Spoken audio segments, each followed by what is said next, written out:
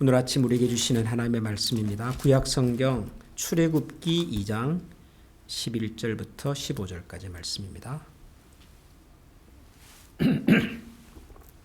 출애굽기 2장 11절에서 15절까지를 교독하겠습니다. 모세가 장성한 후에 한 번은 자기 형제들에게 나가서 그들이 고되게 노동하는 것을 보더니 어떤 애굽 사람이 한 히브리 사람 곧 자기 형제를 치는 것을 본지라. 좌우를 살펴 사람이 없음을 보고 그 애굽 사람을 쳐 죽여 모래 속에 감추니라. 이튿날 다시 나가니 두 히브리 사람이 서로 싸우는지라. 그 잘못한 사람에게 이르되 네가 어찌하여 동포를 치느냐 하매 그가 이르되 누가 너를 우리를 다스리는 자와 재판관으로 삼았느냐. 내가 애굽 사람을 죽인 것처럼 나도 죽이려느냐. 모세가 두려워하여 이르되 일이 탈로 다 같이 읽겠습니다. 바로가 이 일을 듣고 모세를 죽이고자 하여 찾는지라. 모세가 바로의 낯을 피하여 미디안 땅에 머물며 하루는 우물 곁에 앉았더라. 아멘. 지난주까지는 신약성경 마가복음을 우리가 묵상을 했는데요. 이제 이번 주 들어서 구약성경 출애굽기를 매일 묵상하게 되었습니다. 여러분들이 가지신 QT 교재 본문은 11월과 12월은 출애굽기가 되겠습니다. 이 출애굽기라고 하는 성경을 우리가 사용하는 QT 교재 편집자이신 권지연 목사님은 이렇게 설명을 했습니다. 출애굽기는 구약 성경 중에서도 가장 구약적인 성경입니다. 그런 표현을 쓰셨더라고요. 출애굽기는 구약 성경 39권의 구약 성경이 있는데 그 중에서도 가장 구약적인 성경입니다. 그런 표현을 쓰셨어요. 왜 그러냐 그러면은 이 출애굽기에는 구약 성경에서 가장 중요하다고 말할 수 있는 10계명이 들어있기 때문입니다. 그렇게 설명을 하시더라고요. 정확하게 말하면 10계명은 출애굽기에도 나오고 또 신명기에도 나오긴 합니다. 그러나 그 역사적 배경까지를 다 합친다면 이제 출애굽기에 있는 10계명이 오리지널이다. 그렇게 말할 수가 있겠죠. 일리가 있는 얘기입니다. 또 그러면서도 이 출애굽기를 또 구약 성경에 있는 성경 중에서 가장 신약적인 성경입니다. 그런 또 표현도 쓰셨더라고요. 그건 또 무슨 말인가 읽어보니까 신약 성경의 가장 큰 핵심은 예수 그리스도를 통한 구원이지 않습니까? 구원. 근데 예수님의 구원을 얘기할 때 항상 그 베이스로, 백그라운드로 항상 기억되는 사건이 바로 출애굽 사건입니다. 그래서 구약 성경의 출애굽은 신약 성경의 구원에 관한 가장 이거를 시청각적인 역사적인 교훈이다. 그렇게도 말할 수가 있거든요. 신약 성경의 어떤 뼈대를 이루는 것이 바로 이 출애굽의 사건이다. 그래서 구약 성경을 또 다르게는 가장 신약적인 성경이다. 이렇게도 표현을 하셨어요. 두 가지 다가 일리가 있는 표현이라고 생각했습니다. 그만큼 구약 성경이 중요하니까 매일 읽으라 그 말이겠죠. 이번 11월, 12월 동안 여러분들이 잘 아시는 내용일 수 있겠지만 큐티라고 하는 것은 또 그때그때 하나님이 우리에게 주시는 새로운 깨달음이고 또 인도하심이기 때문에 출애굽기 말씀을 통해서 우리에게 주시는 새로운 하나님의 또 손길을 또 은혜를 같이 한번 만날 수 있기를 이렇게 기대합니다. 오늘 우리가 읽은 출애굽기 2장은 이 출애굽이라고 하는 사건의 그 핵심인 모세의 출생과 또 모세란 사람이 어떻게 해서 출애굽의 지도자로 부름을 받게 되는가 그 과정을 설명하고 있는 내용입니다. 출애굽기 2장은 이 출애굽기 2장의 앞부분에는 모세의 출생에 관한 이야기가 나오고요. 그래서 태어났는데 그 당시 히브리 사람들이 남자들을 다 죽이라고 하는 그런 나라의 명령이 있어서 강에 버렸더니 바로의 공주가 모세를 건져서 아들로 삼았다. 그래서 그때부터 왕궁에서 살게 되었다. 그런 얘기가 나오고요. 그리고 이제 오늘 우리가 읽은 11절부터 15절을 보면 그랬던 모세가 어느 날 이렇게 이집트 사람을 죽이는 살인 사건이 연루가 되었고 이것 때문에 더 이상 왕궁에 살 수가 없게 되어서 미디안이라고 하는 광야로 도망을 가게 되었다. 그런 내용입니다. 오늘 우리가 읽은 11절에서 15절까지 본문은 그렇습니다. 그리고 이제 16절부터는 미디안으로 도망간 모세가 미디안에서 어떻게 지냈는가 하는 얘기로부터 시작을 해서 드디어 하나님께서 미디안 광야에 살고 있었던 모세에게 나타나셔서 히브리 민족의 구원을 위해서 그를 부르시는 장면, 그 유명한 불타는 떨기나무 앞에서 모세를 부르시는 사건, 이런 것들이 바로 이 출애굽기 앞부분에 주로 나오는 내용들입니다. 모세라는 사람의 인생이 참 재밌는 게 모세가 120년을 살지 않았습니까? 그죠? 그런데 정확하게 40년씩, 40년씩, 40년씩 아주 다른 세 번의 인생을 삽니다. 우선 숫자가 40년으로 딱 떨어지는 것도 좀 묘하고요. 그리고 그 3등분된 세 번의 인생의 경험이 너무도 다릅니다. 그렇죠? 제일 첫 번째 40년은 이집트의 왕자로서 살았습니다. 뭐 어떻게 더 이상 설명할 수 없을 만큼 최고의 인생을 보낸 것이죠. 40세까지.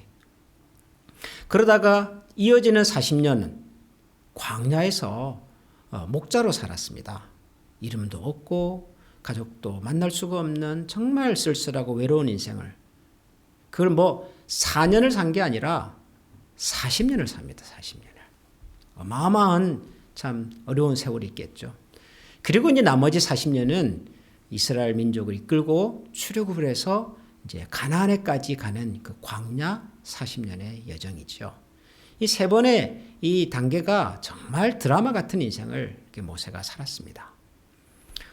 그런데 이 세 번의 인생을 살아가는 그 계기가 된 사건들이 다 있지 않습니까? 예를 들어서 미디안에서 목자로 살던 모세를 이제는 이스라엘 민족의 지도자로 뽑으시던 그 장면에서는 가장 결정적인 사건이 바로 떨기나무, 불붙는 떨기나무 앞에서 하나님이 나타나신 사건이죠.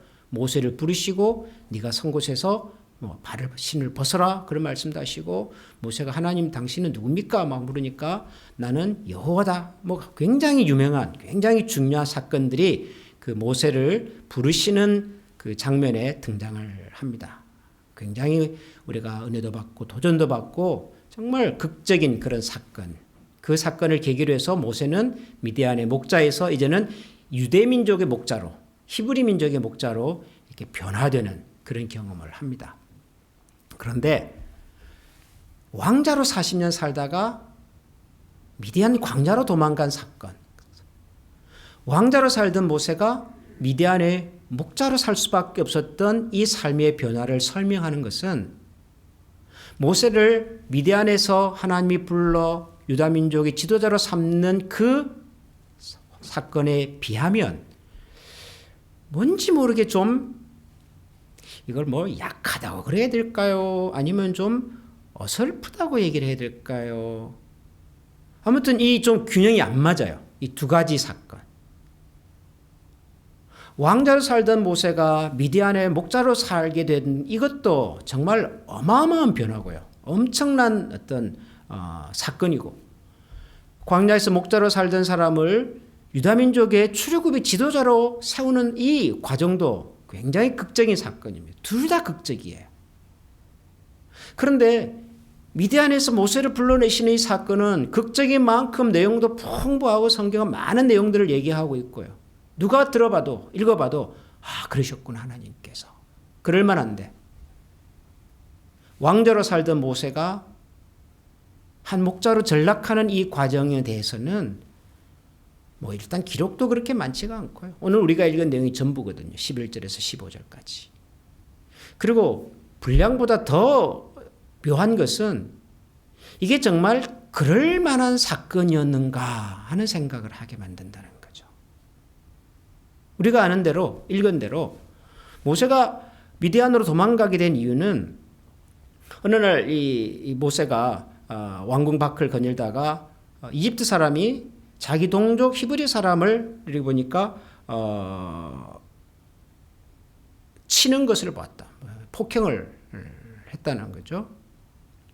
그걸 보고는 좌우를 살펴 사람이 없음을 보고 그 애굽 사람을 쳐 죽여 모래 속에 감췄다. 그랬습니다. 우선 여러분 이 서술 자체가 자연스럽지는 않아요. 뭐 자연스럽다는 말보다는 좀 상식적이지 않아요. 그렇죠. 이집트의 왕자가 밖에 잠깐 나왔다가 바람 쐬러 나왔다가 이집트 사람이 히브리 사람 죽이는 것을 보고 죽이는 것도 아니죠. 폭행을 좀 했어요. 근데 그걸 보고 그 이집트 사람을 죽인다? 이거는 요즘 심리학자들이 만약에 이 사건을 보고 이것만 보고 분석을 한다면 이 모세라는 사람은 굉장히 히스테릭한 사람이고요. 아주 그 폭력성이 있는 자기 감정과 생각을 절제할 줄 모르는 아주 난폭한 사람이에요. 그렇잖아요. 내가 아는 사람 누구 좀 때렸다고 그 사람을 죽여요. 그럴 수는 없죠. 그러니까 일단 이 기록이 시작된 내용부터 우리가 하나하나 들여다보면 이게 정말 그럴 만한 일인가 하는 생각을 하게 만드는 것들이 많아요. 자, 주겠습니다. 그 다음 볼까요? 이튿날 다시 나가니 두 히브리 사람이 서로 싸우는지라 그 잘못한 사람에게 이르되 네가 어찌하여 동포를 치느냐. 이번에는 히브리 사람들끼리 싸우는 걸 보고 모세가 한마디 한 거죠. 야, 너희들은 같은 동포인데도 왜 서로 싸우고 그래? 라고 얘기를 했다는 거죠. 그럴 수 있죠. 근데 그 다음 얘기가 뭔지 아십니까? 14절을 보면 그가 이르되, 그가 누구죠? 싸움에 휘말리고 있었던 히브리 사람들 한 사람이겠죠. 누가 너를 우리를 다스리는 자와 재판관으로 삼았느냐? 네가 애굽 사람을 죽인 것처럼 나도 죽이려느냐? 그랬어요. 여러분, 이 얘기는 이 히브리 사람의 얘기는 자연스럽습니까? 누가 너를 우리를 다스리는 자와 재판관으로 삼았느냐? 네가 애굽 사람을 죽인 것처럼 나도 죽이려느냐? 요 말을 누가 했다고요? 누가 했어요? 히브리 사람이 했습니다. 히브리 사람은 어떤 사람입니까? 그 당시 이집트라고 나라 속에서 살고 있었던 히브리 사람은 어떤 사람이죠? 노예입니다. 노예. 이집트에 살고 있었던 이름도 모르는 한 노예가 누구한테요? 모세에게. 모세는 누군데요? 이집트의 왕자입니다. 왕자. 잘 되면 이집트의 왕이 될 수도 있는 사람입니다. 그런 사람에게 누가 우리를 다스리는 자와 재판관으로 삼았느냐? 라는 말을 감히 할 수 있습니까? 여러분, 이런 대화가 가능한 대화입니까?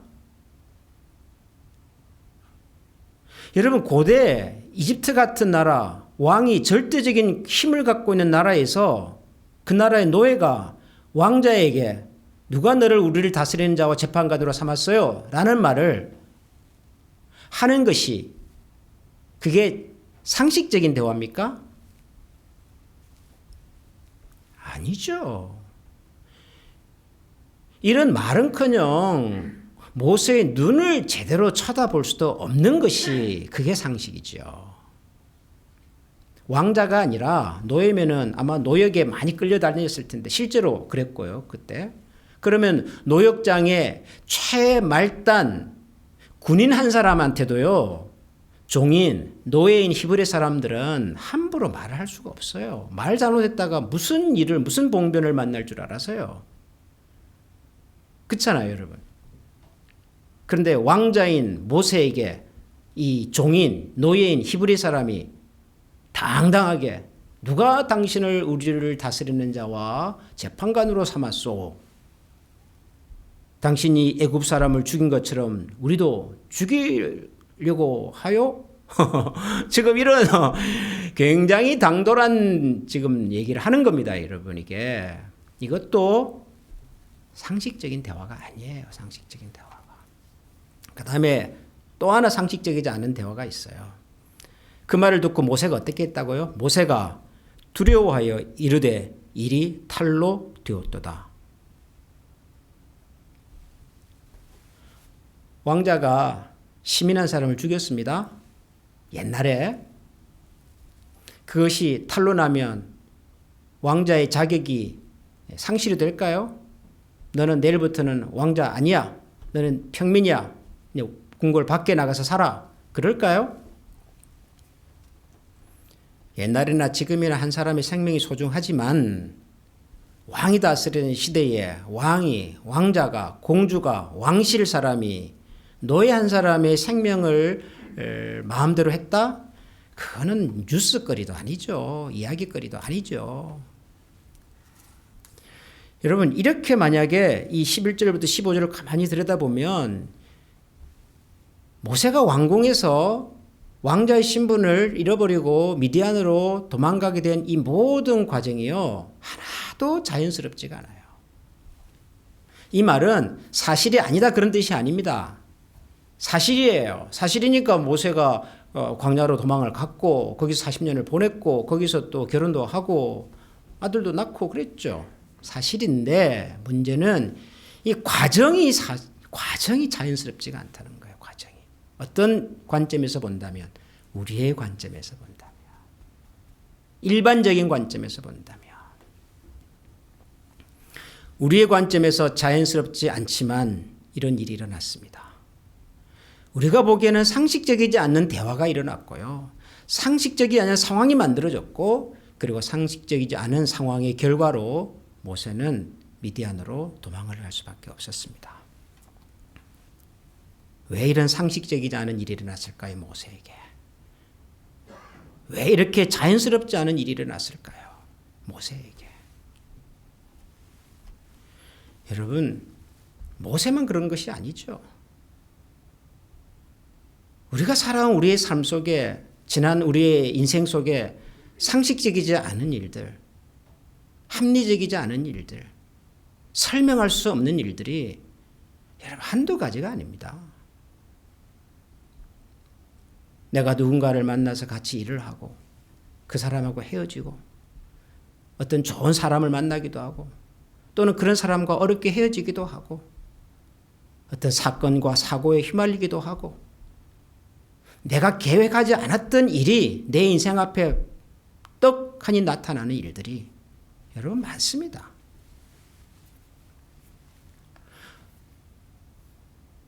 우리가 살아온 삶의 내용 속에서도 설명이 안 되는 상식적이지 않은 자연스럽지 않은 수많은 일들이 쌓여서 지금 우리가 여기 서 있죠. 모세도 그랬고요. 왜요? 모세를 향한 우리를 향한 하나님의 큰 그림이 있으니까요. 모세라는 사람의 하나님께서 가지신 인생의 그림은 왕궁에서 왕자로 사는 것이 아니고 또 미디안 광야에서 목자로만 사는 것도 아니라 이런 모든 경험들이 녹아져서 모세라는 사람의 인생과 인격 속에 녹아나서 결국은 하나님의 백성들을 출애굽하는 일에 쓰시고자 하시는 하나님의 큰 그림 속에 있었기 때문인 거죠. 그 그림을 완성해 가기 위해서 모세에게 첫 번째 필요했던 것이 바로 왕궁을 떠나는 것이었습니다. 왕궁을 떠나서 미디안에 40년을 보내야 했었고 그 미디안의 40년의 경험이 다시 이스라엘 민족의 40년 광야 생활의 뼈가 되고 살이 되는 경험이 되었던 거죠. 저는 오늘 이 말씀을 읽으면서 우리가 한번 이런 생각을 해보면 좋겠습니다. 우리의 삶 속에 있었던, 찾아왔던, 지금도 설명할 수 없는, 설명되지 않는, 상식적이지 않는, 자연스럽지 않은, 내 계획 속에 없었던 일, 내 생각 속에 없었던 일. 그럼에도 불구하고 그 속에 하나님의 더 큰 계획과 그림이 있었다는 사실을 우리가 다시 한번 기억하고 지금도 앞으로도 우리 앞에 설명할 수 없는 어떤 일들이 일어난다 할지라도 그 속에 하나님의 더 크고 더 높은 계획과 인도하심이 있음을 신뢰할 수 있는 우리가 모세 정도는 아닐지 몰라도 하나님의 뜻하시는 뭔가 하나님의 나라의 일을 위해서 다시 한번 요긴하게 쓰임받을 수 있는 사람으로 하나님께서 사용해 주시도록 같이 기도하고 하나님의 인도하심을 바라는 그런 우리가 될 수 있기를 소원합니다. 기도하겠습니다. 하나님, 애굽의 왕자로 살았던 모세를 하나님께서 지금 미디안의 목자로 이끌어 가고 계십니다. 어느 누군들 왕자의 삶에서 한낱 목자의 인생으로 전락하는 것을 반기고 즐거워했겠습니까마는, 그러나 이 과정이 없었다면 떨기나무 앞에서 모세를 부르셨던 바로 그 장면과 사건도 없었을 것이고, 그 사건이 없었다면 우리가 알고 있는 이스라엘의 출애굽이라고는 이 하나님의 크고 놀라우신 구원의 역사도 없었을 것입니다. 하나님, 지금은 우리가 알 수는 없으나 우리가 설명할 수 없는 많은 경험과 사건들을 통하여 우리의 계획 속에 없었던 그 일들을 통하여 우리를 만들어 가시고 우리를 다듬어 주시고 여기까지 도우신 하나님을 찬양합니다. 앞으로도 어떤 일을 만나더라도 어떤 상황 속에 우리가 놓이더라도 여기까지 도우신 하나님을 기억하고 감사를 잃지 않고 하나님을 끝까지 신뢰하며 걸어갈 수 있는 믿음의 사람들 다 되게 하여 주시옵소서. 예수님 이름으로 감사하며 기도합니다. 아멘. 하늘에 계신 우리 아버지, 아버지의 이름을 거룩하게 하시며 아버지의 나라가 오게 하시며 아버지의 뜻이 하늘에서와 같이 땅에서도 이루어지게 하소서. 오늘 우리에게 일용할 양식을 주시고 우리가 우리에게 잘못한 사람을 용서하여 준 것 같이 우리 죄를 용서하여 주시고 우리를 시험에 빠지지 않게 하시고 악에서 구하소서. 나라와 권능과 영광이 영원히 아버지의 것입니다. 아멘.